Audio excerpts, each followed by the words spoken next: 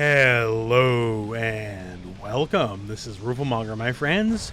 We're talking about Guilty Gear's latest DLC character today, Goldlewis. As of the time this video is going up, he has now been out for 1 week. And even though it's been a relatively short amount of time, it is fairly easy to deduce, even in this 1 week, that he is a low tier character.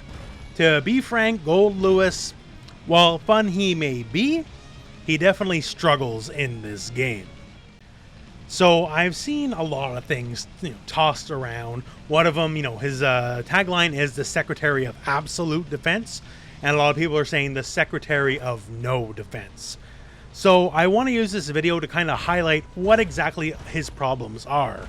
It's easy to say he's low tier, sure, but let's explain why he's low tier, why he struggles, and hopefully in the future there's a balance patch and can help rectify some of these things.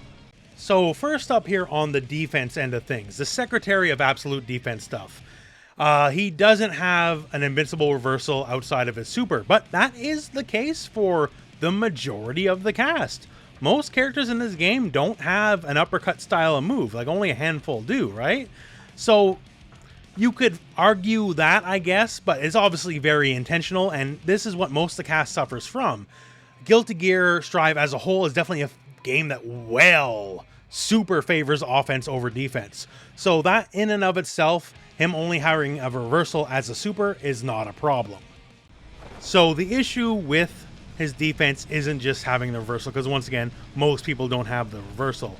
It's things that make him unique, which cause him a bit of a amount of heartache.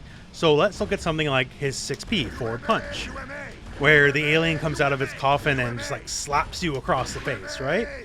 It has an exceptional anti-air hitbox, among the best in the game. So that's good, very good at anti-airs, like a move that's already good at anti-airing people due to the nature of how a 6P works, sure, but it gives up too much for that. So say we use here Ramlethal as our base. So she goes for like something like, base slash, right? Ramlethal wins neutral against a lot of characters because she has moves like this. Because she simply outranges what you have. And the counterplay is usually, well, okay, due to my upper body invincibility with my 6P, I will simply 6P the button on a hard read, and I will smack her for trying the button. That's all great, that's all good, except we come with the Goldlewis problem. So herein right there is the issue. I still maintain my upper body invincibility, yes, but I am not hitting Ramlethal. So her move is going through me, but I basically, I'm not hitting her back, right? Which is usually how this scenario would play out. In a manner, you could call something like this active defense. You being proactive with what the enemy's doing because you know what they're going to do. So in this scenario, Ramlethal is not deterred at all, right? This is basically like a zero-sum scenario because Ramlethal was not punished and thus not deterred. Now, if I was like directly on top of her, yeah, it would work. But in that situation, that's probably not the button that's going to be hit, right? Different things are going to happen. And, well, therein lies the issue. Also, well, it doesn't matter so much in that specific scenario. The move cannot hit crouching people at all. Like, not even a little bit, right? So the issue here is, yes, good anti-air, sure, whatever, but bad literally everything else. Another issue is very slow buttons. So Goldlewis is in the category among the slowest characters in the game, in that his fastest move, crouching punch here, is 6 frames. Now that in and of itself is fine, as it's obviously by design. The thing is, the range, it's a little anemic, right? You're not going to be deterring much. You basically got to be almost directly on top of the enemy for it to work. Now, there's a lot of bonuses to this move. It has a slight disjointed hitbox. It's actually plus on block. That's great. But the problem is everything else. Anything you would use when you're being pressured and the enemy's up close, this is basically it. And due to the fact that it has poor range, this is where the suffering really begins. Because, as we already went over, 6P can be very dubious at the best of times. You have stuff like stand punch. Stand punch is only a frame slower, sure. And it's plus on block. A lot of people have come to me, oh man, it's plus on block. How come you don't use this? Well, the problem is it's plus on block, but the hitbox is hot trash. It cannot hit anyone ducking at all, period. It cannot hit the majority of the characters in the game while they're doing anything, because it lowers their hitbox a little bit. And as you can see, I can't hit Pramlethal running at all, right? And some characters like Giovanna literally can't even hit her standing, let alone anything else, right? So that's kind of the issue, is there's no possible way to make someone block this move. As any of the scenarios where someone's being pressured, they would literally have to be holding back and stand blocking, at which point, like, you got better options, like Behemoth Typhoons and all that kind of stuff, which are more plus on blocking, lead to better scenarios. Now, to be fair to the move, it's a pretty decent anti-air, but I think 2P is a better anti-air anyway, so it doesn't really matter. So we have that. So you can see here, there, there's some flaws, all that kind of stuff. Now, one of the things here is when a fighting game character has flaws, they make up for it in other ways. So you have here a character who is slow, who is large, therefore, generally speaking, a pretty easy target, all things being equal, right? And we've already talked about some of these defensive deficiencies. So he sucks on defense, flat out. So the problem is, what does he have to make up for it? Let's take a character like Nagoriyuki, in the same boat for the most part. Big, slow, defensive options pretty limited, to say the least. But he has a lot of proactive screen control. Hey, you ever run up against this move? You probably done the dumb thing and got killed by this move some way, somehow, right? So his ability to control the screen just passively by hitting a button and seeing how you react is very strong. So this is one of the things, on top of, the crap load of damage and all, the extra weird mobility he can get by burning blood gauge. These are some of the bonuses he gets for some of his deficiencies. Here's Potemkin, another big character with some of the same deficiencies. The bonuses he gets is, well, he gets super armor on a lot of things. Slide head helps him control neutral if he finds himself at a disadvantage in any way. He can slide head. If you get hit, then it's one hammer fall cancel away from being in your face. And then Potemkin buster, all that kind of stuff. It is difficult to contest Potemkin on the ground, because his normals are basically better than the majority of the cast. If you want to play footsies against Potemkin, that's more than likely a losing exchange. And so therefore you got to go to the air, and his ability to control the air by 6P, heat knuckle, all that kind of stuff, even stand and slash, hits people pretty low to the ground, right? Like, his ability to control people's movement is pretty good. And now coming back to Goldlewis. So once again, we already talked about the deficiencies, and we talk about the other two large characters, and they may not be the tippity top tier either, but they're certainly not in the state he is.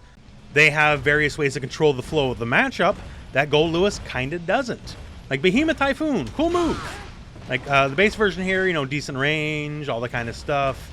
But if the opponent wants to jump and be crazy and just go berserk, he has very little way to control the screen and control just the flow of the match, like Nagoriyuki and Potemkin have the opportunities to do so. Like, the minigun is a neat option. He has from full screen, they don't. But it's awfully slow, and it really is only truly scary at level 3, and it takes a while to get to level 3, right? The drone is very strong in post-knockdown setups, but for neutral, like, unless it's level 3, it doesn't even go the full screen, right? So it doesn't control neutral all that well. Like, if you want to stay specifically in the range of this Behemoth Typhoon on the ground, then yeah, he'll do pretty alright. But the problem is, when it comes to the air, while he has decent dedicated anti-air options, like 6P and all that, they're not scary options, right? They're not really that much of a deterrence. So basically, his ability to control the flow of matchup and enforce his will is very low compared to other characters. Now, you mix that with the low defensive option, and that's where you, the aspiring Goldlewis player, will now find yourself spending 90% of the match here in the corner, because it's hard to stop people from running over you, and once they have run over you to the corner, you have nothing to defend yourself with. Now, it's not all doom and gloom, right? He has some stuff to work with. I myself, the more I play him, I'm a really big fan of aerial Behemoth Typhoons, as those seem to be the only real avenue of him attempting to control parts of the screen. There's a lot of caveats, and certain characters don't really have to respect it either, but at least it's something to work with. But yeah, between that, like a lot of his normals too, like stand slash you would think would be kind of one of the go-to buttons, as it has decent-ish range, but the problem is, for a lot of characters, it's very easy to low profile the move. If they do a crouching anything, this will whiff, which means then all of a sudden we have to go with the slower option, crouch slash, if we want to control space at that rough distance, because like crouch kick and all that kind of stuff will whiff. And then, you know, being a few frames slower, that means you're just all the more likely to get blown up, which sucks. Like, I'm well aware, yes, he does a lot of damage, but damage is not something in short supply in Guilty Gear Strive anyways, and the real issue is who has more opportunities to get the damage, right? If the opponent has 3 chances to your every 1 to get damage, that basically means they still win in the end. Options are king over all things in fighting games. Now, is this hopeless? Is he unfixable? No, far from it, far from it. Even something as simple as making stand slash have the hitbox hit lower, so it's not so dirt easy to low profile it, that would help him a lot. Maybe slightly extend the range of crowd punch. That would help immeasurably. Make it so stand punch actually works. That would help immeasurably. Very small changes can have massive implications for this character. So thankfully, it's not like he's fundamentally flawed out of the gate and there's no helping him at all. It's actually pretty easy to have some small, low-level fixes that can help the character out tons. But we also come into another layer of problems. Now this, if you're the hardcore FGC vet, this won't apply to you so much, right? Like for me, it's not the biggest deal. I'm specifically talking all the half circle motions. A lot of people I've seen love the idea of this character, and half circle motions are basically the most hated kind of motion in fighting games for the most part.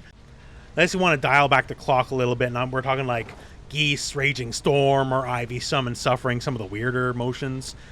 People don't like half circles, and well, he has 8 half circles to work with, and that immediately scares people off, and they struggle. Now, in a pure tier way, this doesn't matter so much, except for the one delineation of his best neutral Behemoth Typhoon is tied to an up motion, and it's this guy right here.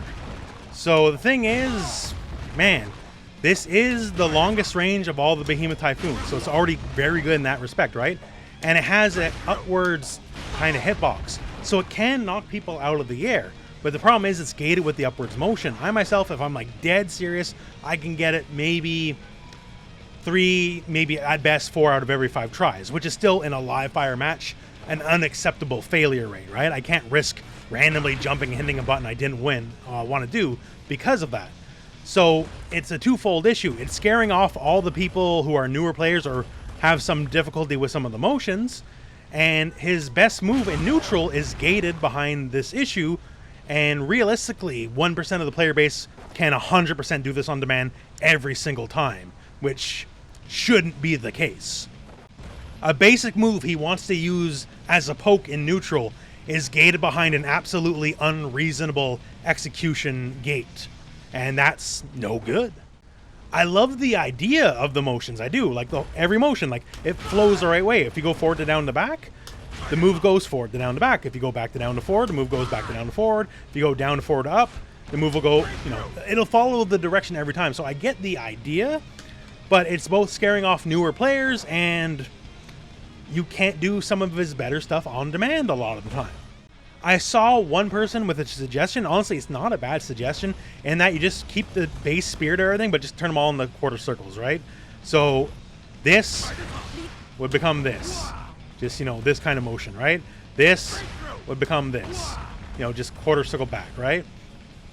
Goes against a little bit of the spirit of the move, but it would make a lot of people a lot happier.